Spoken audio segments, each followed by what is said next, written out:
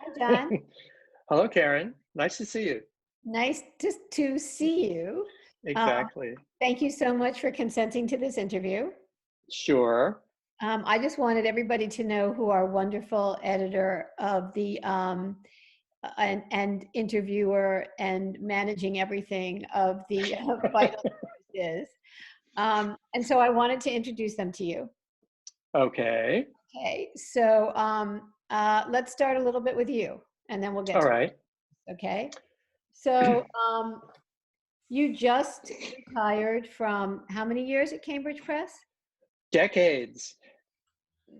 Fif- Several decades. Would that be correct? Well, 30 years in publishing, 15 with Cambridge. Wow. Yes. Okay. Many decades. So, and over those years, you established quite a list of books. Um, Yes. because one of the things that you were terrific at Cambridge was acquisitions. That you, That's my job. which is how we met. Right. And but you were always on the lookout for what? Can you just talk a little bit about that part of your job, which was how to look around, who to curate, and how you thought about that part of your job? Sure.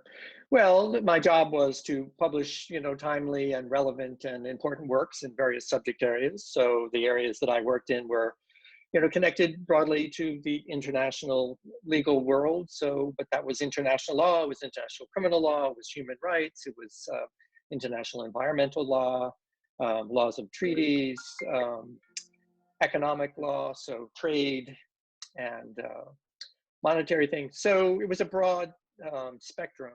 And within that spectrum, there were certain topics that I was particularly interested in. So human rights certainly was one of them.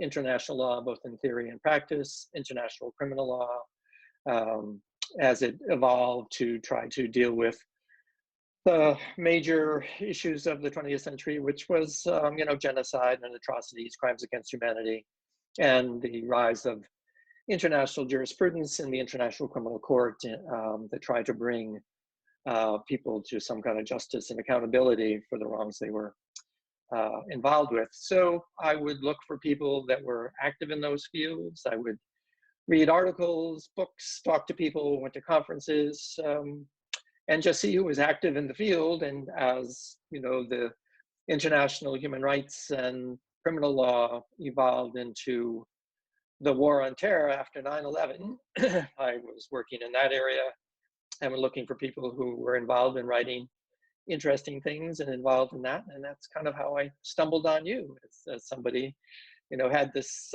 beginning center at NYU. So I think I sent you an email and we met for coffee, and then history was made from that So, original conversation. so do you realize how long ago that was?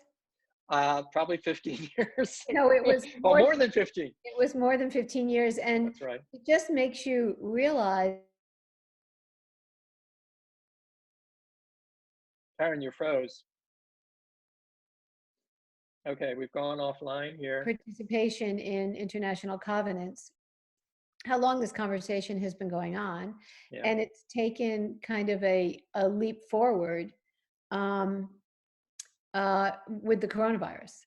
So, Yes. how much of this can be handled on a global way?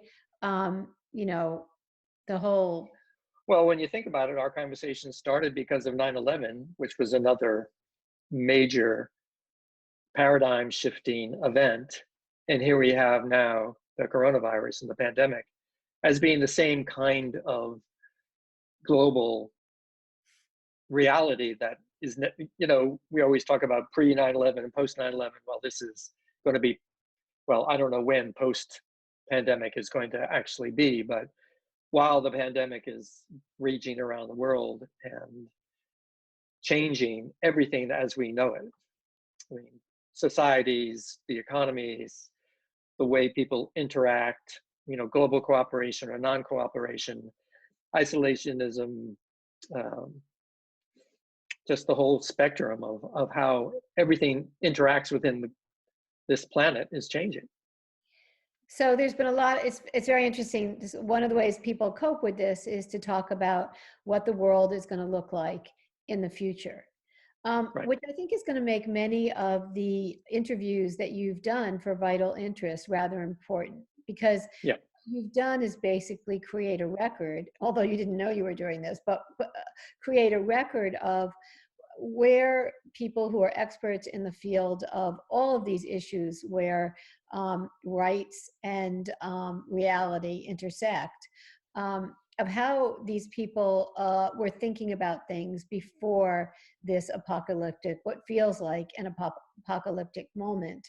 Um, and so I thought we just might want to talk about what's happened over the course of Vital Interests, and where we see it going in the future. Right. So for those of our watchers who don't know what Vital Interest is, Vital Interest is an online forum that's conducted by you each week with a distinguished expert, sometimes former officials, sometimes academics, sometimes people who work in the policy world, that would speak to the issues that presidential candidates might want to discuss or should be discussing in the run up to the 2020 election.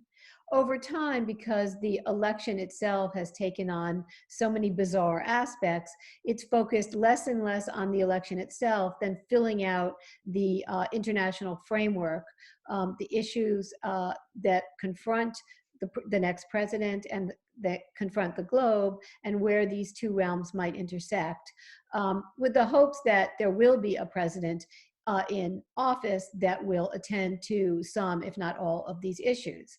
Yeah. And I think the idea for this came from, you and I both watched the initial presidential debate in which one of the anchors asked the panoply, then quite large panoply of Democratic hopefuls, what's the number one national, global issue, foreign policy issue that you will address when you're president? And literally there was a line of blank faces. And so you and I thought maybe we should step into this breach and just put a little information out there.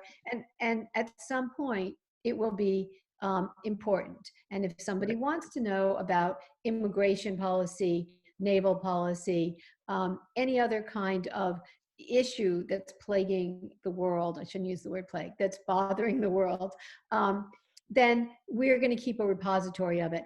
At the same time, identifying experts, which Yeah.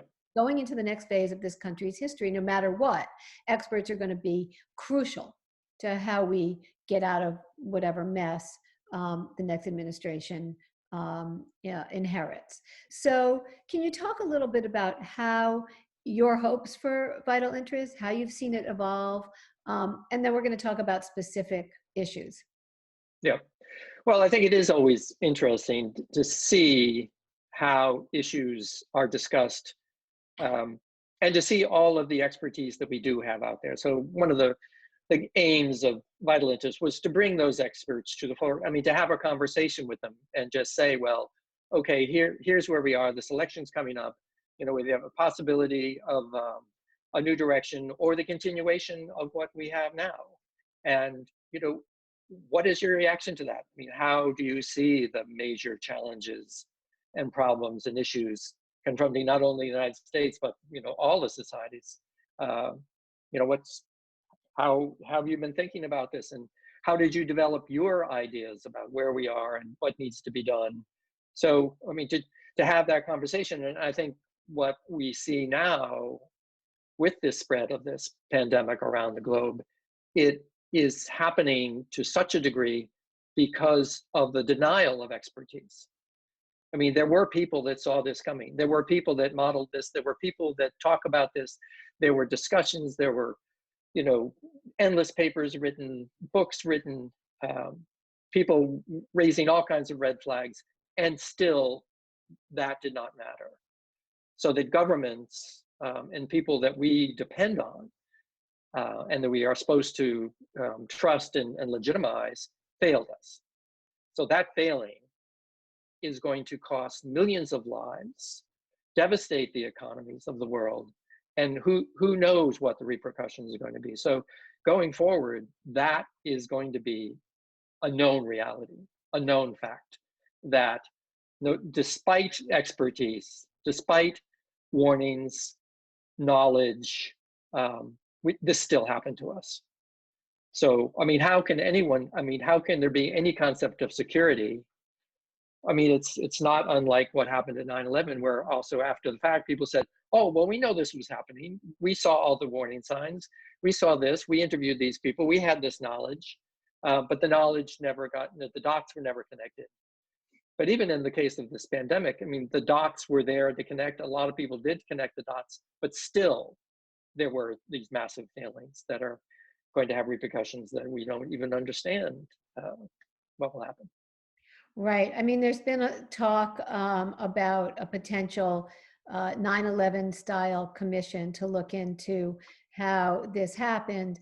And I think probably this one may have to go a little further, which is not just what are the structural changes that can be made inside one sector of a concern, but maybe a whole scale effort, not just on discussions between agencies, you know, and departments connecting dots, but something they knew was a problem at the White House, which was getting information into the hands of people who would react to it. Not to mention many But other. this, I mean, this is not a national discussion either. This is a global Yeah. discussion. So part of the problem for the spreading of the pandemic was lack of global Yeah. transparency and honesty and mechanisms by which governments and experts within countries that were appointed by their governments to be responsible for these, you know, national health departments and medical boards and things like that, they didn't weren't listened to or weren't allowed to do their work. So whatever expertise that was established and out there was denied and Right. squashed No, and arrested and marginalized. So that, I mean, that can't be a discussion within just the United States. That has to be, I mean, here we have the UN totally paralyzed because the Security Council, we have the Russians, we have the Chinese in the United States, all, you know, trying to define this crisis.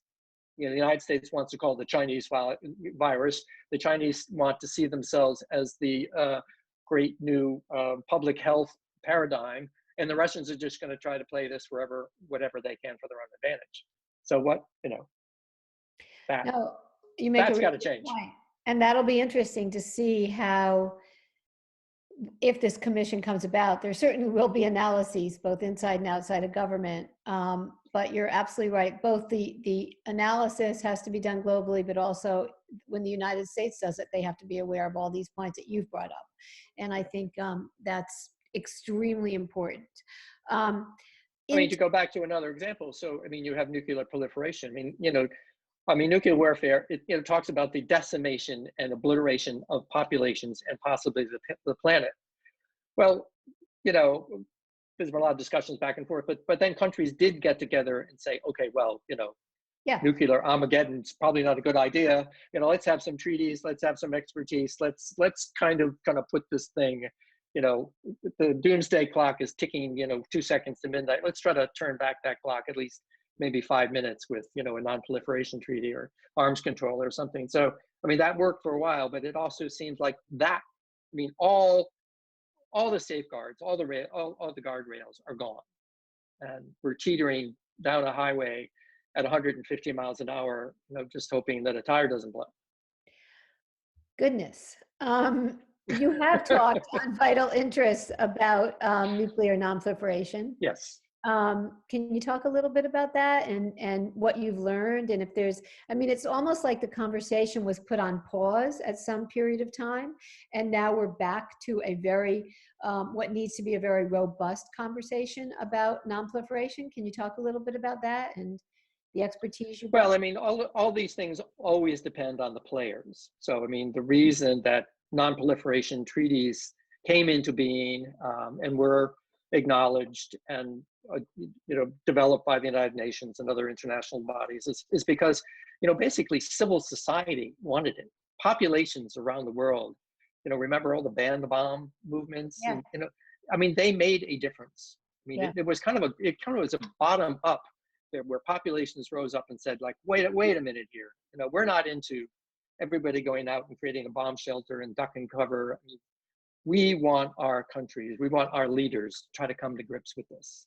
So I think that's what it's going to take with this pandemic and other the kind of crises that this globe, the climate crisis, the migration crisis, the refugees around the world. All those are major human crises that have to be dealt with, and people are going to demand that governments. Can you talk And about as one of my interviewers saying, says, all governments are elected, and all governments are responsible to the people, no matter how authoritarian or whatever they are. And these people, if they don't respond to the array of just outrageously apparent challenges to human society, then they got to be gone. One of the issues that's not getting a lot of coverage now, given that we're all sort of focused on pandemic, On survival. And yes, is Afghanistan. I mean, we're covering it in the morning brief, major newspapers are covering it. Can you name the experts that you've had talk about Afghanistan and talk a little bit about what they've said about what's going on there? And well, also, sure. just to tag on to your last remarks, talk a little bit about expertise on Iraq and the uprisings in Iraq. Yeah. Well, Dipali Makhamadne, I mean, she's a young scholar. She, as an amazing person here. I mean, she was this frail young woman, went to Afghanistan and kind of, traveled around the country interviewing warlords, knocking on their doors and saying, "Oh, hi, I'm Dipali. I'd like to talk to you about, blah, blah." And the warlords would go like, "What? Who is this?" But she would go in and she had access to them, and Karzai, other leaders there, and to try to just understand the dynamics of that country and why it doesn't have peace. It hasn't had peace in years and years.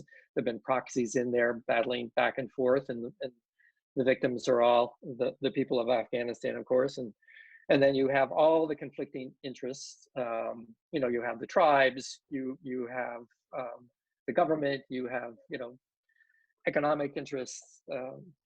And then radical Islamic groups, the Taliban and others. So it was a soup of discontent that no government, and certainly no government that was constructed with a constitution that was kind of artificially created and advised by Western powers. I mean, they kind of came in and said, I think, the recent interview I just had with Tom Ginsberg about, I mean, his expertise is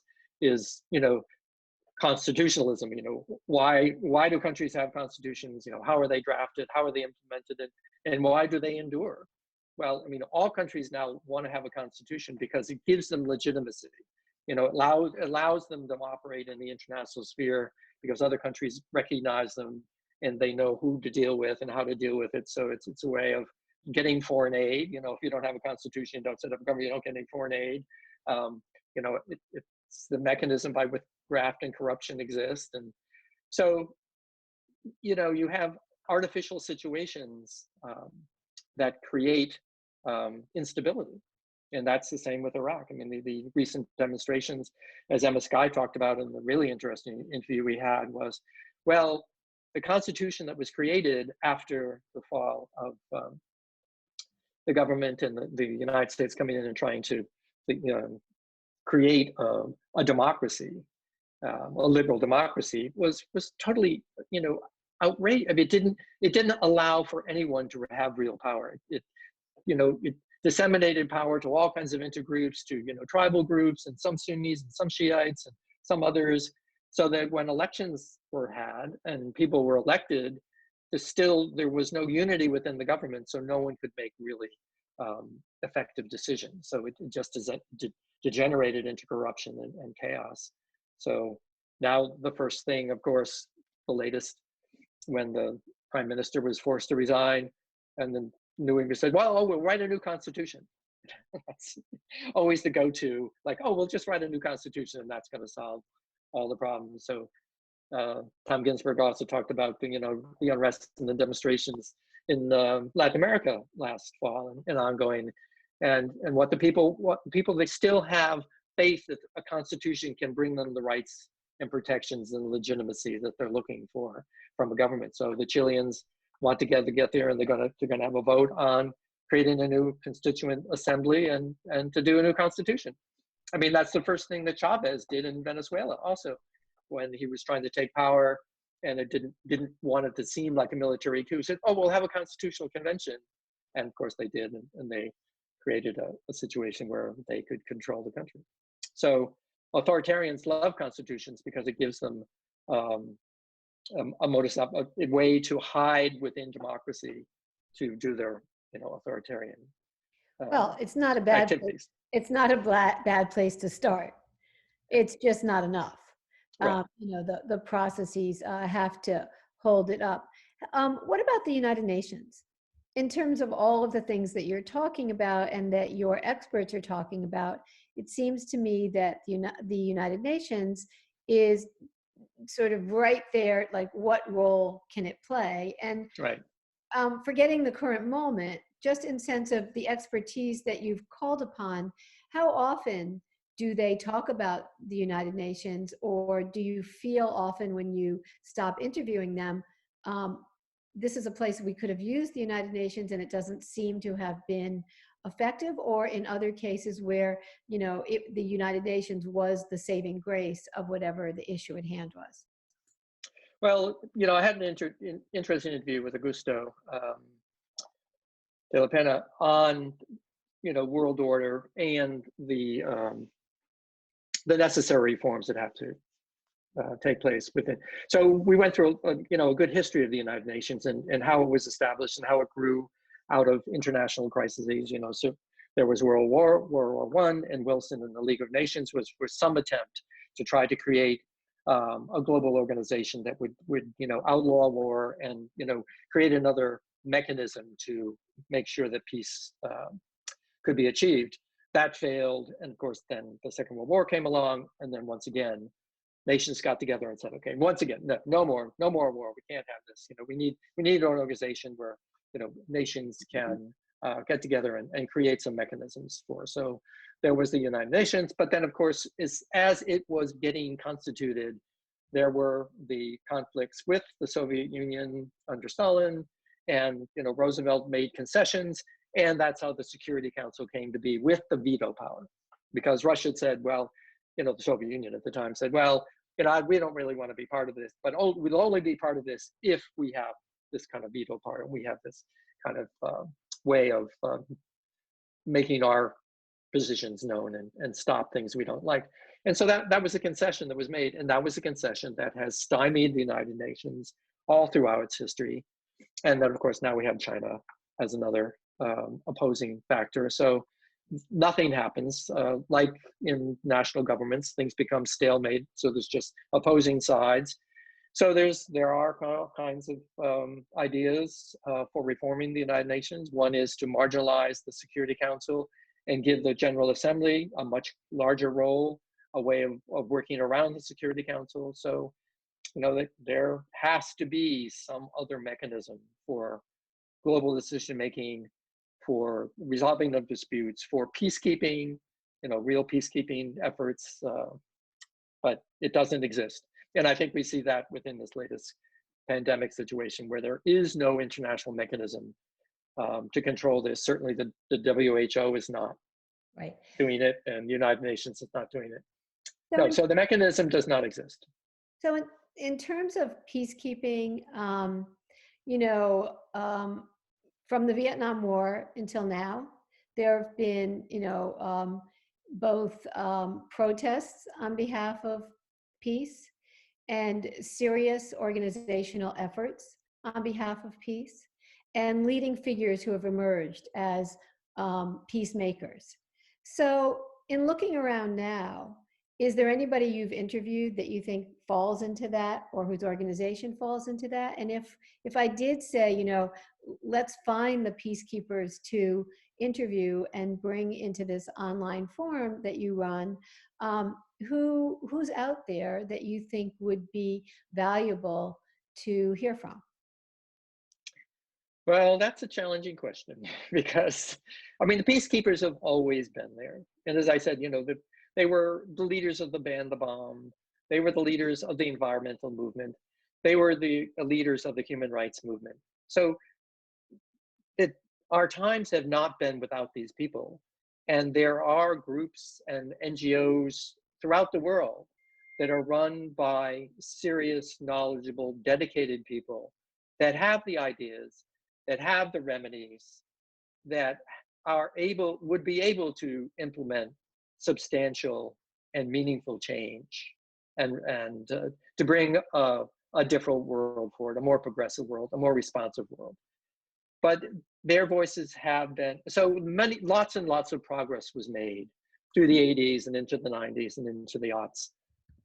And there was the backlash. So, now you have governments that disparage human rights. You have governments that are climate change deniers. You have governments that are maligning multinational, international organizations and going for unilateral isolationist kinds of policies. So we have taken steps backwards, but I think, the wheel turns and the pendulum swings, and this is the time when it's going to swing again and the wheel is going to turn. This pandemic will have an impact, and the impact should be for people to look again at progressive change, to turn to the voices that are out there, to the organizations, the people that continue to write and lead and talk and act and try to work on the world's problems. I mean, they're in the conflict zones. I mean, there are people in Syria. We know some of them. There are people in Yemen. There are people working in Venezuela. There are people working, in Sudan, in South Sudan, and I mean, in the Central African Republic. There are people working in Asia, progressives, trying to counter the, authoritarianism of the Chinese state. There are heroes on all these places, and they just need to be supported. So, and I think they will be. I think that we need to, have faith in them, and that we're not alone, and the repressive forces and the isolationist forces that we've witnessed in the last 4 to 6 years, or how long has this been happening, I think their time is coming. Well, you went from giving us very dire news to giving us hopeful news, which is exactly one of the rules of the Center on National Security, which is Right. that you have to end on a hopeful note if you can. We haven't always made it, but I thank you very much for that. And I think people can get a sense of why it's very much worth their while to tune in to, or rather read, as you always correct me, to read Vital Interest, which comes out every Thursday morning at 11 o'clock. And I'm looking forward to the next many and to our next conversation together. Thank you very much, John. Okay, thank you, Karen.